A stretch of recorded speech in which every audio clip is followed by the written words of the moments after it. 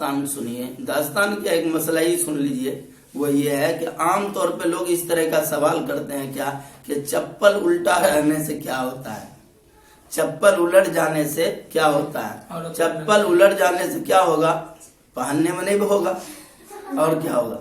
چپل الٹ جانا. ہم سے بعض لوگ جب پوچھتے ہیں کہ چپل الٹ گیا ہے, اب چپل الٹا رہنے سے کیا ہوتا ہے, ہم نے آسان لفظوں میں جواب یوں دیا کہ چپل الٹا رہنے سے پہننے میں نہیں ہوتا ہے.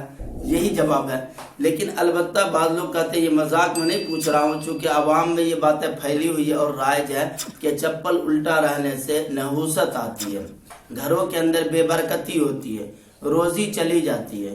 تو روزی اتنا نازک چیز نہیں ہے اور اتنا نخرالو بھی نہیں ہے کہ چپل بھی الٹ جائے تو روزی پیدل چلی جائے, بلکہ روزی اللہ بھیجتے ہیں اس کے کسی وجہ سے, اس کے مقدر کو دیکھتے ہوئے. لہذا یہ چپل کے الٹ جانے سے نہ تو نحوست آتی ہے اور نہ روزی جاتی ہے. بیچاری جو روزی آ گئی ہے نا وہ رہتی ہے سب کی.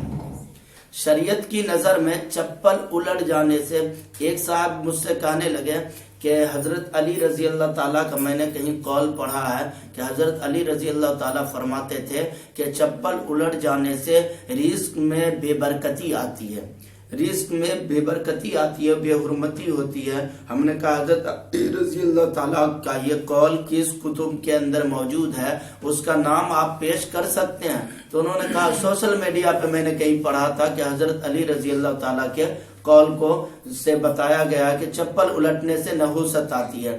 میرے دوستوں, بزرگوں, بھائیوں, بہنوں اور ماؤں, میں آپ حضرات سے یہی گزارش کروں گا کہ نام لے کر کے کسی کا کوئی قول پیش کر دینے سے وہ چیزیں اتنی مضبوط نہیں ہو جاتی ہے. آپ حضرت علی اور فرمان مصطفیٰ جوڑ کر کے پڑھ دینے سے, بتا دینے سے سوشل میڈیا پہ آپ کی برائی نہیں ہو جائے گی. یاد رکھیے چپل کے الٹ جانے سے کچھ بھی نہیں ہوتا ہے, بس ایک چیز ہوتی ہے جو میں نے شروع میں بتایا, کیا پہننے میں نہیں ہوتا ہے اور کچھ بھی نہیں ہوتا ہے. چپل الٹ جانے سے اور کیا ہوتا ہے, پہننے میں نہیں ہوتا, باقی ساری چیزیں ہوتی ہیں, ساری کچھ بھی نہیں ہے. نہ قرآن کے اندر اس کی کہیں کوئی وضاحت ہے, نہ حدیث کے اندر ہے, نہ صحابہ سے کوئی قول اس کا کہیں سے ثابت ہے کہ چپل الٹ جانے سے رزق چلی جاتی ہے, روزی میں بے برکتی ہوتی ہے, نحوست آتی ہے. یہ ساری چیزیں بس بنی بنائی گاؤں دیہاتوں کے عوام اور عورتوں کے بننے بنائے مسائل ہیں جو انہوں نے خود سے گڑھا ہے. چپل الٹ جانا البتہ یہ تھوڑا تمیز کے خلاف ہے, ادب اور تہذیب کے خلاف ہے.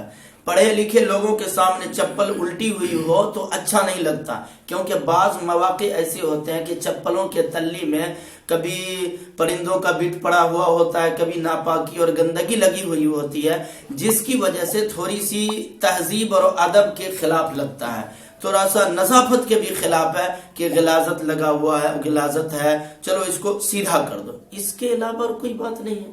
بعض گھروں کے اندر بچے یوں ہی گھومتے اور ٹہلتے پھرتے رہتے ہیں, اگر چپل الٹی ہوئی رکھی ہو اور اس کے اندر ناپاکی, گندگی, غلاظت ہو تو بچے کی عادت ہوتی ہے چپل کو پکڑنا, چپل کو پکڑ کے کھیلنا. اب یہ اس کو پکڑیں گے تو غلاظت, ناپاکی اس کے ہاتھ پہ آئے گی, پھر امی اس کو گود میں اٹھائیں گی تو وہ ناپاکی چپل سے اٹھ کر کے خود بخود وداؤٹ سیڑھی کے گود تک ناپاکی پہنچے گی, اور کہاں کہاں پہنچے گی وہ بتانا بڑا مشکل ہے.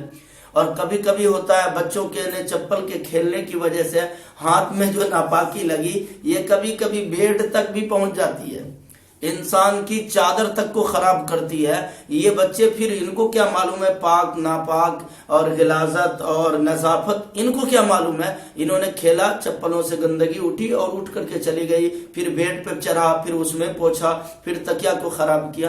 اس سے یہ ہے کہ تھوڑا نظافت, تہذیب, ادب اور سوسائٹی کے خلاف ہے.